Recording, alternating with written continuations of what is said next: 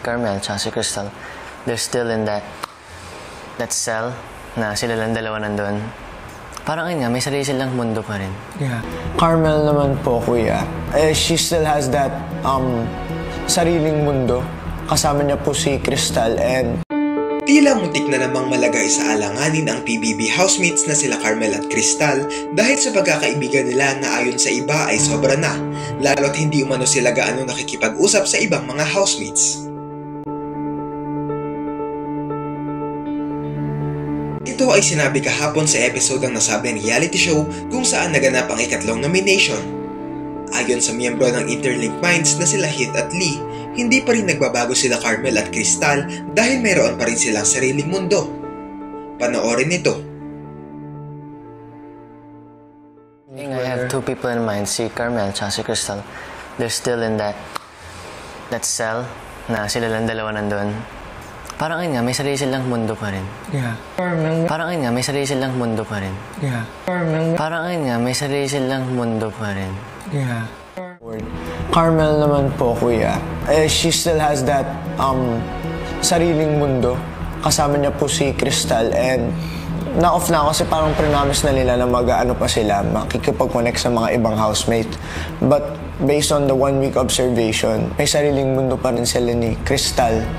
May sariling mundo pa rin sila ni Crystal. May sariling mundo pa rin sila ni Crystal.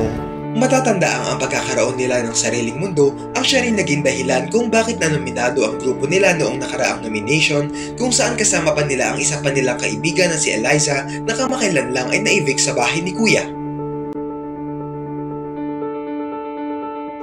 Because you are also safe tonight, Carmel. I'm sorry, Eliza, you have just been evicted from the Big Brother house. Magpaalam ka na sa iyong mga kasama. Sa isang video na ipinalabas ng PBB, makikitang nag-uusap sila Carmel at Crystal at napag-usapan ang mga naging pagbabago nila na makisalamuha sa ibang mga housemates. Dagdag pa nga nila, talagang nakatulong ang parusang pagkakakulong sa selda para mas magkaroon sila ng koneksyon sa iba. Dito ay makikita na ginawa nilang dalawa ang makakaya nila para maresolba ang naging dahilan ng pagiging nominado nila noon, kaya marami ang nagtataka kung bakit sila pa rin ang pinuna sa pag-nominate ngayon. Dahil sa pag-nominate sa kanila nila Heath at Lee, napaisip ang maraming mga netizens kung bakit silang dalawa ang ninominate sa ganitong rason, lalo pat kita naman kung gaano nila kagusto makihalubilo sa ibang kasama sa bahay.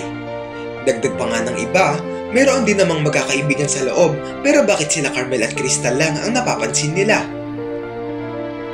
Gusto raw ba nilang mag-away ang dalawa para masabing wala na silang sariling mundo?